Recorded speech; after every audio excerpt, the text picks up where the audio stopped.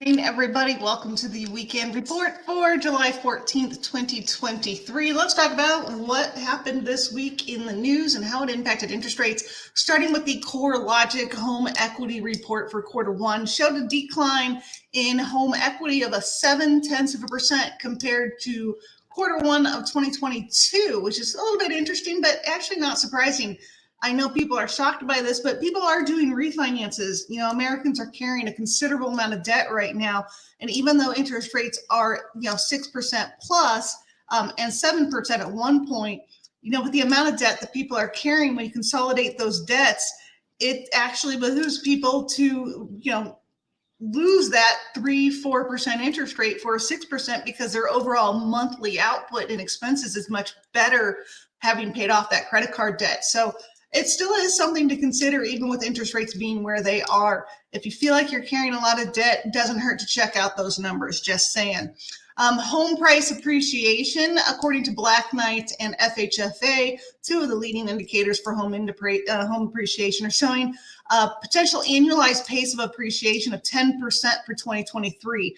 And it's 2022, it was 6%. So there is, indications right now with appreciation picking up. We could see some good numbers in appreciation for this year. We'll continue to watch as interest rates come down, whether that, volume picks up with buyers, which I do expect. I expect we'll see more mortgage applications over the next week, and I'll tell you why a little bit later.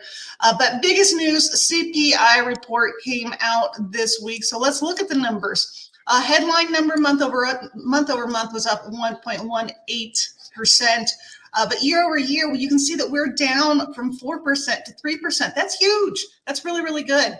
And the core number, which is what the feds really prefer because they like to strip out the volatile food and energy costs, it was up 0.16% month over month, but down from 5.3% to 4.8% again. So really good movement here. And this is what we would need the feds really to take, pay attention to, because they're looking at that slowness that we're seeing month over month. But if you look at where we were at compared to where we are now, the numbers are coming down. It's just not going to happen overnight for them.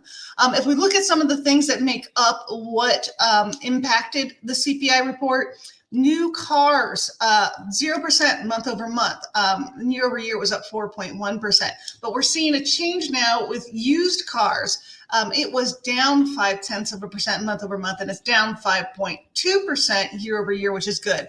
Then you have motor vehicle insurance. Again, this one's been a little bit tricky for us as of late. Up 1.3% for the month, year over year 17%. So you can see vehicle insurance is getting more expensive. Might want to shop it around, see what you can find. Airline fares, interestingly, down 8.1%. And this is because energy costs have improved. So it's better by 19%. So if you're thinking about traveling, now might be the time to buy some tickets. I know I've purchased my tickets for some Rams games already in SoFi in Los Angeles this year for the upcoming football season. The only thing I have to worry about is that there'll be enough flight attendants to get me there so they don't cancel the flight. We'll see. But airline prices are good.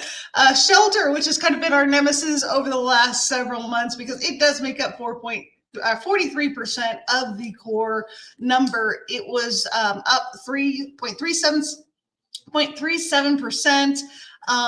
But it is down to 7.8% where it was at 8%. So this is really good.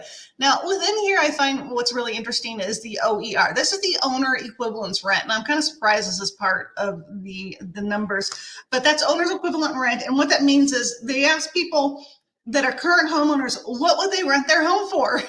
And that's a really subjective number. There are a lot of people that would probably like to rent their homes at a certain amount, but they might not get that. So interesting that is part of the report that makes up the report. It was up 0.4% month over month, but it's down to 7.8% from 8% in that report. And then lodging away was down 2% month over month, which is good. Maybe less people traveling last month. Who knows? July could be interesting because of the holidays, but year over year, 4.5% up. So that's where we're at with CPI numbers. Now, PPI, which is the wholesale inflation number, came out and it was up 0.1% month over month for both the headline and the core number. So pretty much flat, what you could say. Year over year, the headline number didn't change, basically 0.1%, but the core was up 0.4%. 2.4%, excuse me. So nothing to be concerned about there. Didn't have a huge impact on the market like the CPI report did. Mortgage applications were up last week, 2% for purchases, but down for refinances, 1%. And then initial jobless claims for last week. It was a shorter week with the holiday. Initial claims down 12,000. So let's take a look at what is happening in the MBS markets. And do remember that I do now have a Twitter account. I do tweet daily at the start and the end of the day where the MBS market is opening up, so you can see what will happen kind of with interest rates. If the MBS market opens down, that means interest rates will probably go up. If the MBS market opens up higher, that's good for us. In a positive way, that means rates will usually come down. So if you want to look at those Twitter at Lori G Loans or at Lori G Loans, that'll tell you what the MBS market's doing every day based on my tweets. But you can see over the course of the last week, we have seen a 200 basis point increase for the better in the MBS markets, which is what, if you are going to be a very rate sensitive person, you like to hear this. Again, I still tell you not to focus on the rate. You really should focus on the payment. There are some really great programs out there that will make that payment cheaper for you despite the higher interest rates. So I encourage you, despite the higher interest rates, still look into purchasing if you're interested. Don't wait, because now that we've seen these markets shift down in the MBS market improve for us, there's probably going to be a lot more activity. In fact, I can tell you over the last 2 days, I've taken 7 applications. So I expect we're going to see an increase in mortgage applications reporting next week for this week and the following week if the MBS market continues to do this. But you can see today that we're down. Today's been a little bit rough. We started at 22 basis points down, and we're presently at 42 basis points down for the day. So we did lose some gains from yesterday, but we're still way ahead of where we started since Friday of last week. So this is really good news for us if you are hypersensitive, again, to interest rates. If you have any questions, please do reach out to me. I do appreciate your comments.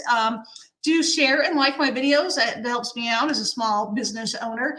Otherwise, I hope you have a great weekend. I want to throw out a happy birthday to my daughter. She is turning 28 next week on the 18th. I probably won't see you till the end of the week of next week. So happy birthday, Taylor, and looking forward to celebrating with you this weekend. Everybody else, have a good weekend. See you next week.